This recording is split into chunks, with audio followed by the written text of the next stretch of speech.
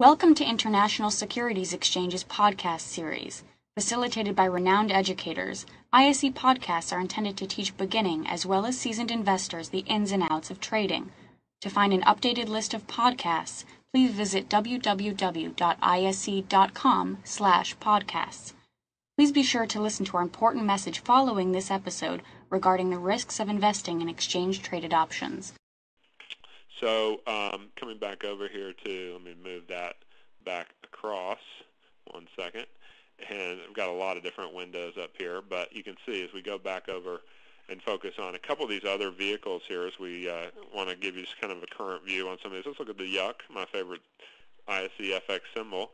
And you can see, so here's an example of a very fresh retest in a bear case. So you can see Yuck gave that setup here when %R went oversold. We're in the situation in which 96.13, and then bam, the next day it's closing below there. So then yesterday, this is yesterday's high on Yuck was our retest, 96.47. So today you can see it actually got right up near there, 96.36, right about where it opened at, and then it started drifting down. So this is a fresh bear retest. If it closes over 96.47, I'd say get out of any kind of a bearishly oriented trade. But until then, you can see it's under the 200-day.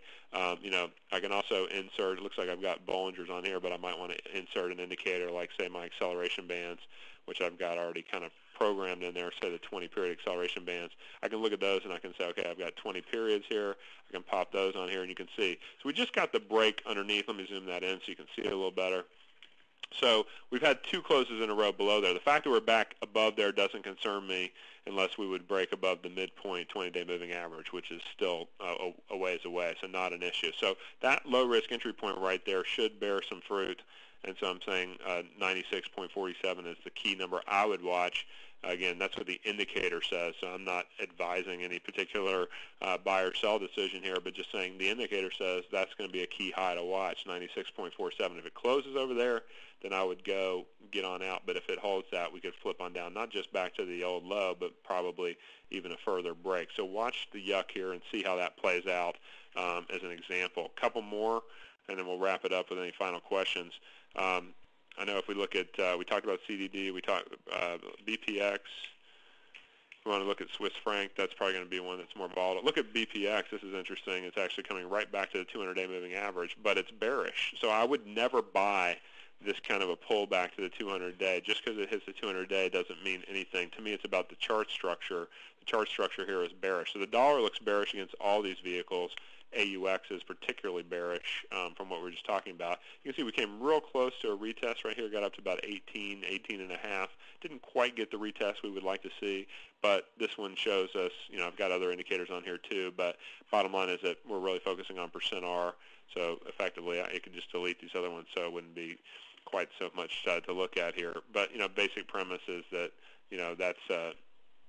that's a situation in which we say, okay, let's just, ADX is another one I'll keep an eye on, but you can see we can just remove those for a second and just really focus on the %R here.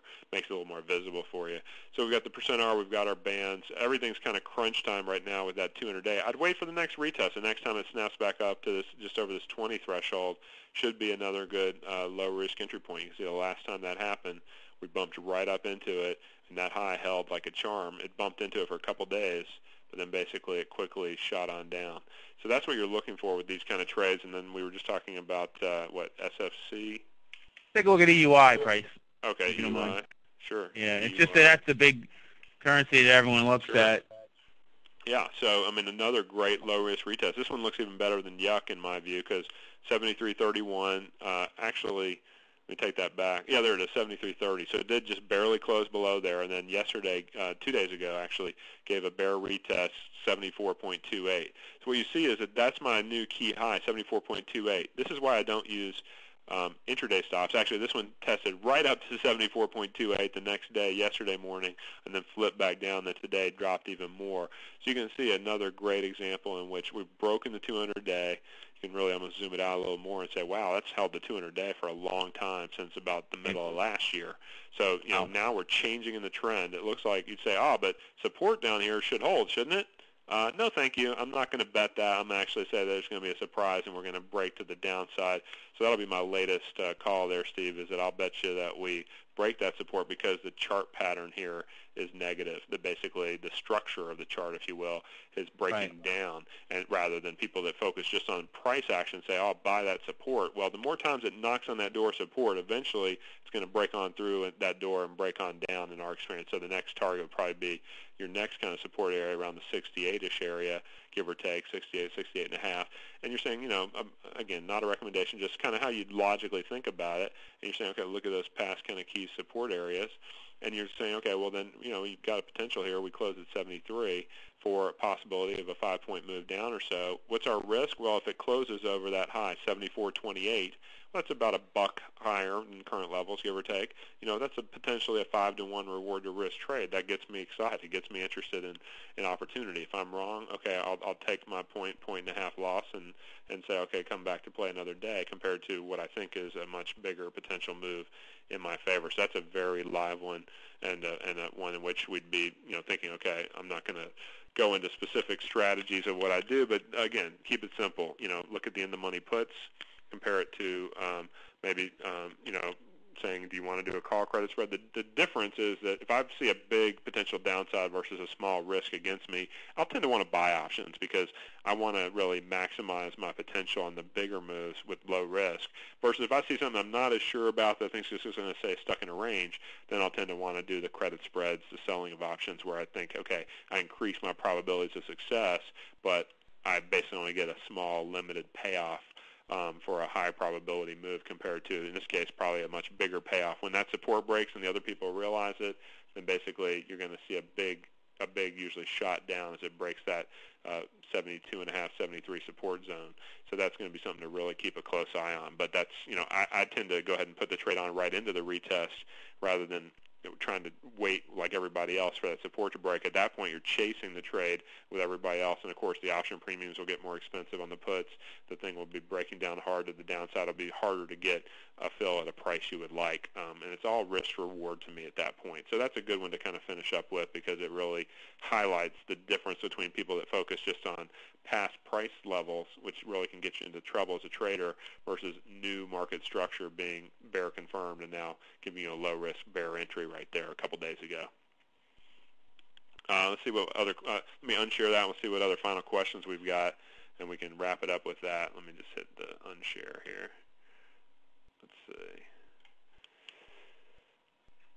So gaps, if there are gaps overnight, yeah, they can easily be adapted for with options, so that really helps.